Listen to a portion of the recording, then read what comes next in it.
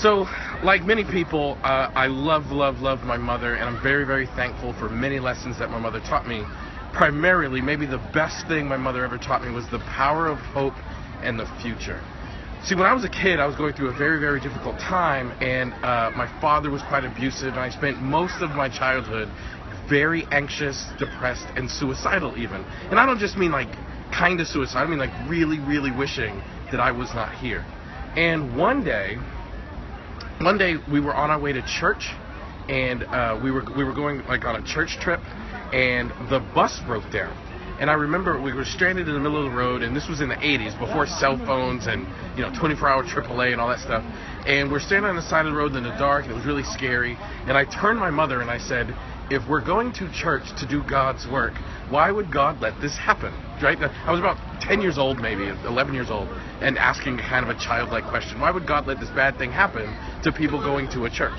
And my mother said to me that sometimes God puts people through difficult things to prepare them for the future.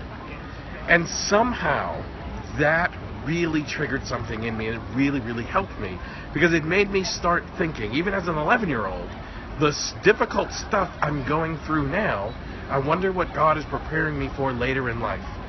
And that had a healing quality to me, because it made me start thinking about my future, and what would my future hold, and what would be a part of my future, and what was God preparing me for. And I can honestly remember at some point in my teenage years thinking, I want to survive this to see what God was going to do with me later.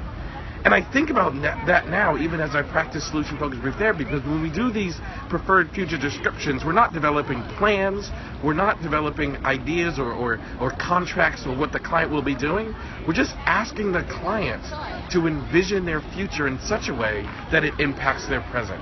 And honestly, to this day, I'm so thankful that my mother invited me to envision my future in such a way that it impacted my present circumstances, because I truly credit that with helping me get through the most difficult times of my childhood. So thank you for watching this video. I hope that you would be inspired to continue to ask your client questions that allow them to envision their future in a way that impacts the way they're living their life in the current day. So thank you so much for watching this video. If you're watching this any other place other than elliottconnie.com, go over there, shoot over there. I have tons of free solution-focused materials, resources, and other videos. And if you like this video, please give me a like, give me a share, and leave a comment. I love interacting with people, and I respond to every comment.